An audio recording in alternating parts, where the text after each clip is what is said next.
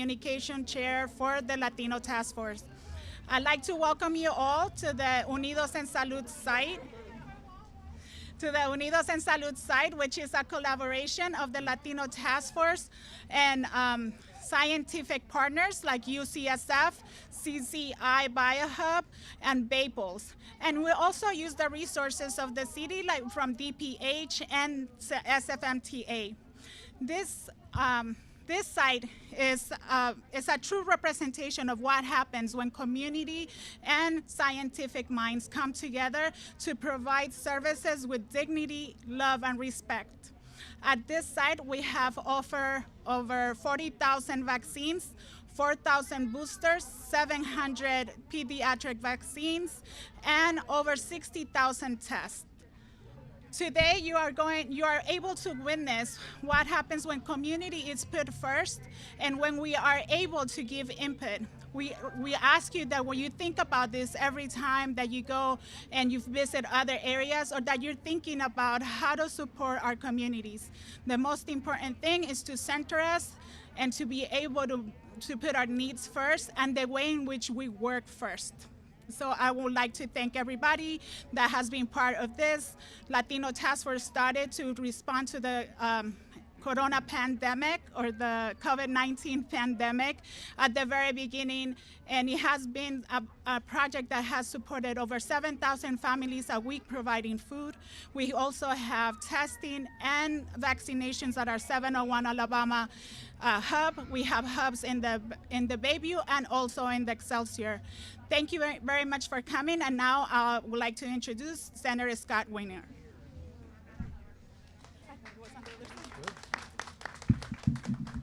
Thank you, Susanna. First of all, I just want to say I'm in such awe of the work of the Latino Task Force. I've been following it since the very beginning of the pandemic. The mission and our Latino community in San Francisco was so hard hit by the pandemic. We as a city overall did a lot better than other places, but the mission got really hard hit, not just by the virus, but also by the economic fallout of this pandemic, and this community came together. It was driven at a grassroots level by the mission community, by our Latino community, coming together to protect and to support every member of the community. And the city was involved, and UCSF. We were able to put in $1 million at the state level to support the food program, and I just want to really thank every person who made this task force happen, because you've saved lives and have made people's lives better. You know, I also just want to say that the Governor Newsom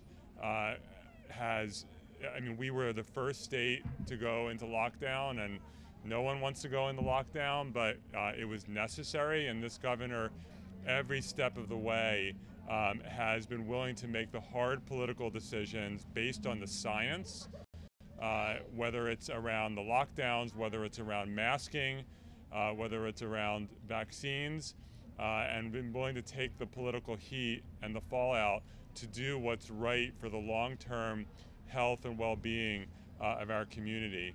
And when it comes to vaccines, it's so exciting. I mean, as someone who's done a lot of work over the years around HIV, and came of age in the 1980s as a gay man during the height of the HIV pandemic.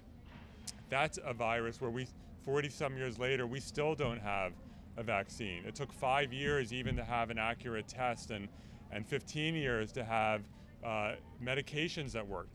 And when you look at what's happening with COVID-19, that within a year, less than a year, we had a highly effective vaccine available. It is amazing. It is in many ways a miracle of science that we were able to do this. And now we just need to make sure that people actually take it. And San Francisco, once again, is leading the way with high vaccination rates, but it's still not enough. And we need to make sure that the word is out there to people that these vaccines are safe and effective, and that we want people to get boosters. And again, I want to thank the governor and the Department of Public Health for being willing to get out ahead in authorizing boosters for everyone. Sometimes the federal government can be a little bit slow, and California has a history, and San Francisco has a history of being willing to get out ahead when it comes to saving lives. So this is very exciting for our community, and without further ado, I want to just bring up our amazing leader throughout this pandemic, Governor Gavin Newsom. Thank you, Senator. And let me thank all of you for the privilege of your time. Thank you, Susanna, for all your incredible work here in the Latino Task Force. And I do appreciate, when I walked in, Senator Wiener said, "You're at the right place." I mean, that enthusiastic support that he just advanced is not lost on me, having had the privilege of being all over the state of California, visiting sites large and small. You know when sites are distinctive in their excellence, and this is one of those sites doing the important work that we're here to promote, and that is the life-saving opportunity to get these booster shots, to deal with waning immunity, continue to encourage people that haven't gotten a shot to get a shot, particularly as we enter into the holiday season, particularly as we move into Thanksgiving week and we move into the winter months that are all too familiar to Californians. I will remind all of you, if you need to be reminded, that between October and December of last year, we saw a 9-fold increase in cases over just an 8-week period. We went from an average of about 6,000 cases a day to 54,000 on, Christmas Eve. In fact, it was on 12/24 of last year that we reached that peak of 54,000 cases, just like that. We saw a few weeks ago some troubling signs with case rates going up, positivity rates going up, hospitalizations and ICUs going up. That said, in the last 10 or 11 days, we've seen some stability, some good signs. That is good news. In fact, today, we lay claim to having the lowest positivity rate in the United States of America, 1.9%. We're seeing a decline. That's encouraging. We're starting to see a decline again in hospitalizations and ICUs, and we're seeing some stability in our case rate as well. That's because of the work that you are doing. That's because of the good work that all of you have been doing for many, many months to put a lid on this virus, to get us through this winter and the prospects of a surge. So we're here to celebrate that success of sorts, but soberly and humbly, and reminding people of the importance not to let their guard down, the importance of face coverings, the importance of continuing to promote the efficacy and promote the safety of these life-saving vaccines, to continue to get our kids, and I know that's not easy, all of our kids that go into public school, they have to receive 10 vaccinations. It's never easy. The measles, mumps vaccine, whooping cough, they're hard, including these vaccines. There have been about 450,000 vaccines that have been administered for those 5 to 11. We have about 3.6 million people that are eligible, so we have work to do, but we are making progress in that endeavor. Boosters, we are making progress as well, not least of which, as I speak, more and more people getting boosters. Just shy of 5 million people have received a booster, 4.96 million as of this morning, to be exact. Last week, we saw 1.4 million people get a vaccine. Over 58% of them were for boosters, but that's encouraging because 42% of folks were getting those first doses as well. Those numbers, just shy of 200,000 just yesterday in our reported period of vaccines. A remarkable, and I think this is rather remarkable, a remarkable percentage of adults 18 and over have received at least one dose, 91.3%. 91.3% of all eligible adults in California have received at least one dose. Now over 58.2 million doses of this vaccine, life-saving vaccine, have been administered here in the state of California. So progress, but we're here to promote work ahead of us. This is our sprint, working our way into the holiday season to encourage and promote boosters, to address, in closing, as always, the imperative not just the importance, the imperative of equity. And that's why we specifically chose this site, not only for its efficacy and for its success, but also because we are promoting the importance, particularly in the Latino community, to get boosters and to get vaccinated.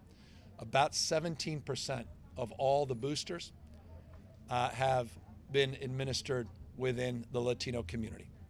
That's not good enough. That's why we're here.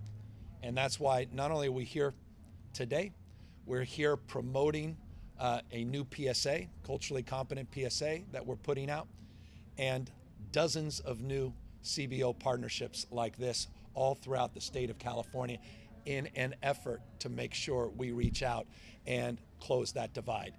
This is a divide that is closing. We have made progress in the last few weeks. That's encouraging. But as I said, a lot more work still needs to be done. And so you'll be seeing new PSAs, more trusted messengers, more partnerships like this throughout the state of California, more school-based clinics, more pop-up clinics, more mobile clinics, meeting people quite literally, not just figuratively where they are, and doing everything we can to keep people healthy and safe so they can enjoy this holiday season. So that's the purpose of today. I'm grateful for Senator Wiener's ongoing remarkable support and leadership in this endeavor, and I want to thank all of the members of the San Francisco community in particular for their nation-leading efforts to keep people healthy and safe.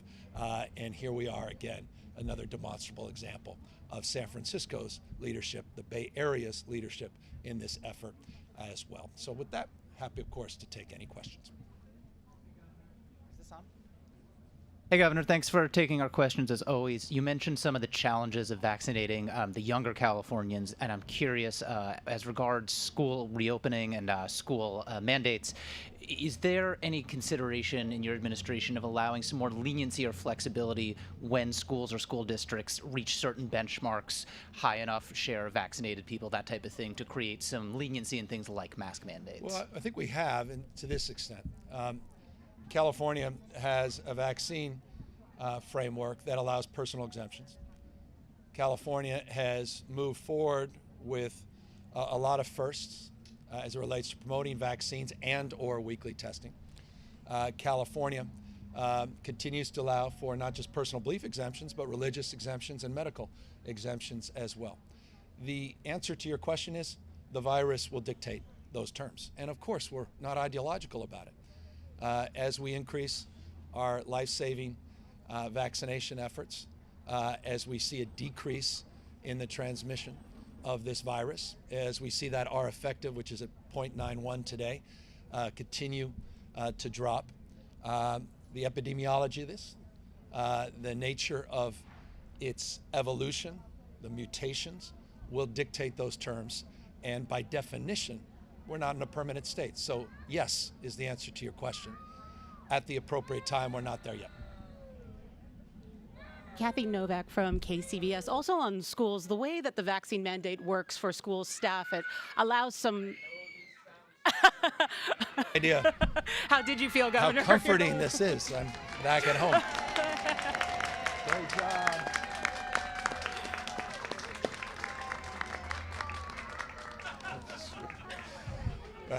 I'm not sure this is going to be the lead PSA, but it is a very human moment. So my question is actually on school staff and the fact that linking the mandate to FDA approval for kids gives you some time for that consultation with school staff. So I'm wondering how those consultations are going and if you would consider moving up the vaccine mandates for the adults, for the school staff, if necessary. Again, everything is, the answer is yes, always flexibility. I'll say it, and I peril of redundancy, but we're open argument, interested in evidence. We're not ideological in terms of our approach to this disease, this virus. We're humbled by it. I imagine states like Florida and Texas were humbled, I hope, in the last few months of what they suffered and all the unnecessary deaths that occurred in those states. We know what works. We know that there are pharmaceutical interventions like boosters and vaccines that have been around since, over 100 years, 150 years. They're very familiar to every parent. Those sounds are familiar to every parent. And then we know there are non-pharmaceutical interventions like mask wearing that work. Ask every doctor, why do surgeons wear masks?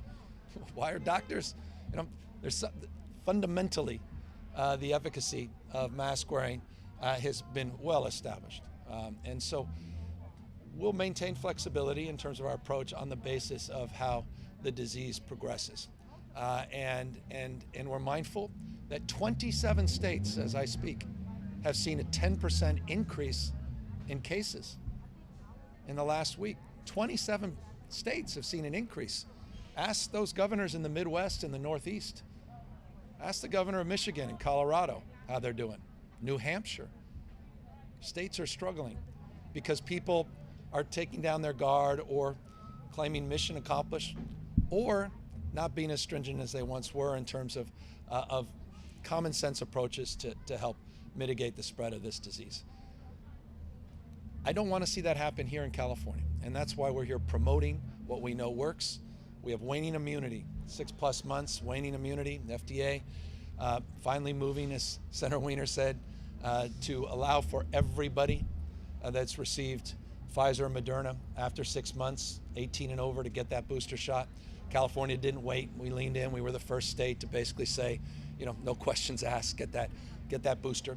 Anyone got J&J, it's 2 months, and get that a booster shot. I want to remind people of that. But as it relates to what's happening in the schools, we'll keep a very watchful eye on it, and we will provide local authority. We believe in localism, and some districts more aggressive than others, but we'll also have baseline expectations statewide. But again, flexibility, always a mindset of flexibility on the basis of what happens with this disease in real time. Governor Charles Clifford, Cron 4 News. New topic. Over the weekend, we saw multiple examples of looting, smash and grabs, Union Square, Walnut Creek. You want to chime in on that? Yeah, unacceptable. Period, full stop.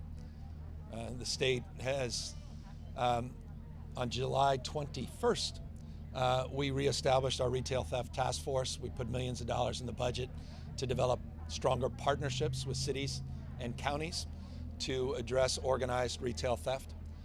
We've had over 773 investigations, hundreds of arrests, close to $20 million of stolen items that have been returned as a consequence of these efforts. We'll be stepping up those efforts in next year's budget substantially. And we have been working with cities up and down the state, including San Francisco, Walnut Creek, and others that were impacted over this weekend by these organized retail theft operations. You have already seen on 680 SR4 increased highway patrol presence.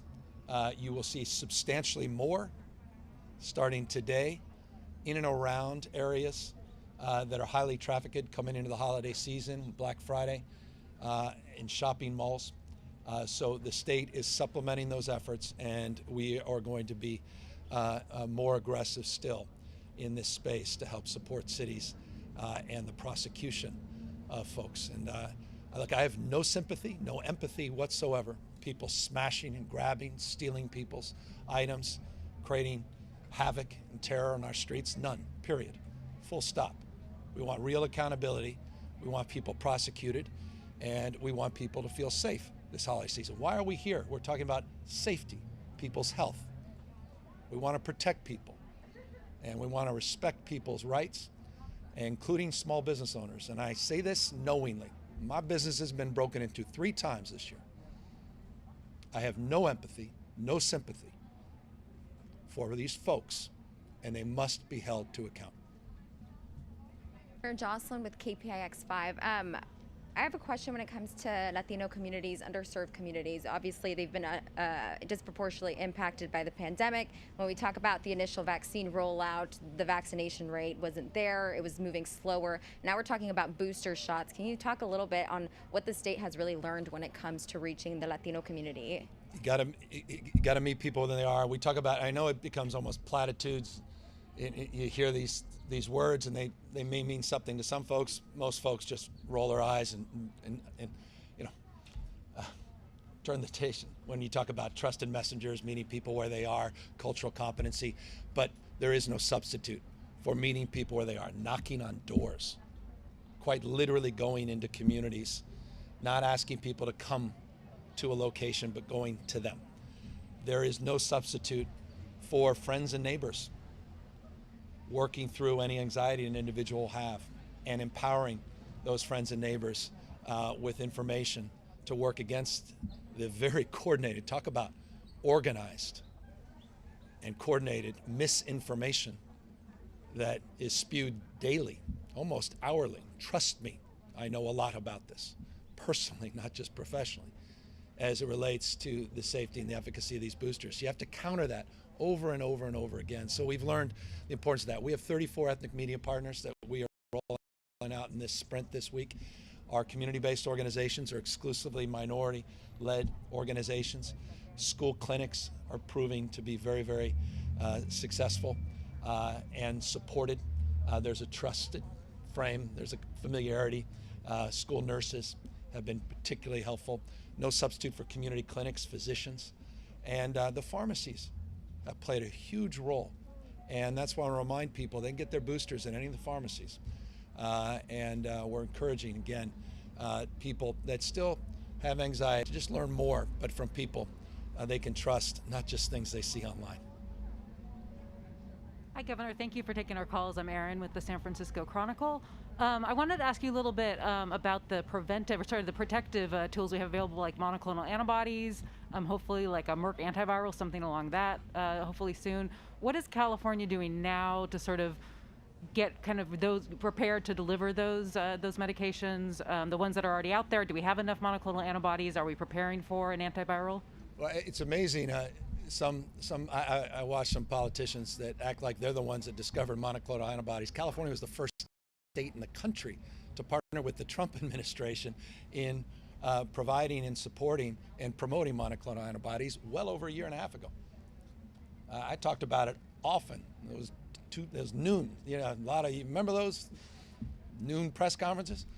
We were talking a lot about those partnerships at the time, and so we continue to do it. Now that said, last I checked in, and don't PolitiFact me on this, and I'll submit to this, but I saw some price high as $2,100 for the intravenous monoclonal antibodies. Sam, you would know a little bit better. I imagine prices dropped, but there's no substitute for getting sick and then going on something that costs $2,100 that's intravenous in many cases. Some people just act like that's a preferred strategy. Boosters are the preferred strategy. Vaccines are the preferred strategy.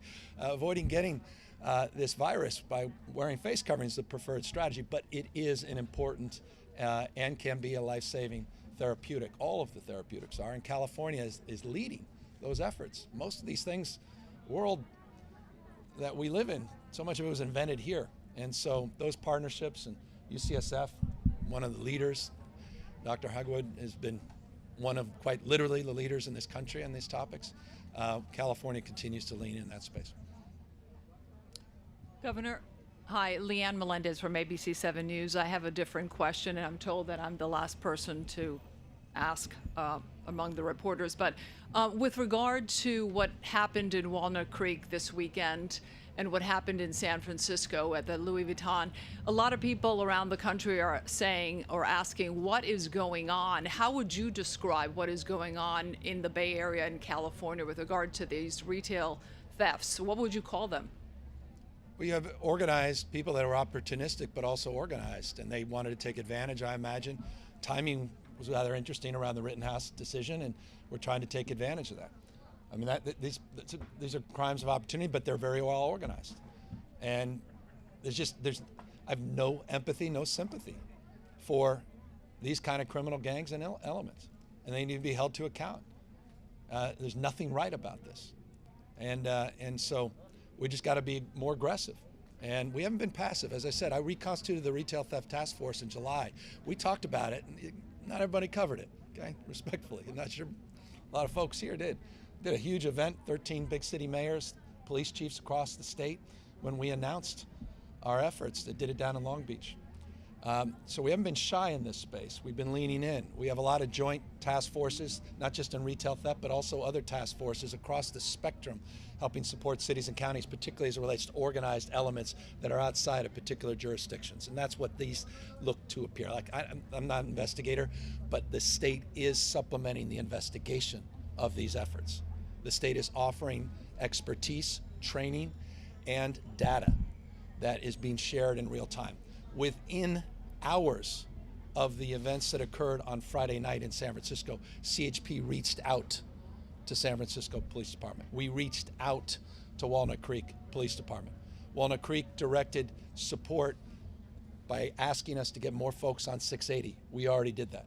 We did it on SR4 specifically. Others have asked for different kinds of support. We met with retailers over the weekend directly, not just with police departments. And we asked the retailers what they would like, and they would like to see more presence as well. And that's why today you will see an increased presence in and around large retail centers and shopping malls all throughout the Bay. So people see a visible presence as a deterrent. These people need to be held to account. We need to investigate these crimes. We need to break up these crime rings. And we need to make an example out of these folks, because the impact they're having is in your question. They're not just stealing people's products and impacting their livelihoods.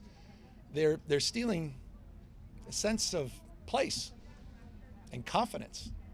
And that's why you've got to get serious about it. Now, I'm not the mayor of California, but I was a mayor. And I know when things like this happen, mayors have to step up. That's not an indictment. That's not a cheap shot. Please don't run saying, governor called. I didn't. I'm just saying that I hope, and I was pleased, and I want to thank Mayor Breed. We were exchanging this morning, back and forth text messages. She had a press conference the next day. I liked what the DA said. I mean, that's what you need. Got to be assertive. You got to be tough on this. And again, we will do our part, and we've been doing our part. And I'm looking forward to working with Senator Wiener next year to substantially, I know what I'm putting in next. My budget goes into print in a couple weeks. I already know what I'm putting in. I don't want to get ahead of myself. But there is an exponential increase of support to help cities and counties address this issue and other quality of life issues that I will be submitting to the legislature in the budget. Exponentially larger than what we've done in the past, because we cannot allow this to continue, period, full stop. With that, I just want to thank our 2-star vaccine recipients and their parents for having the courage to be here on camera. I want to thank Senator Wiener for all his hard work and ongoing support, and we just thank you for your incredible work and the entire task force. Thank you all very, very much.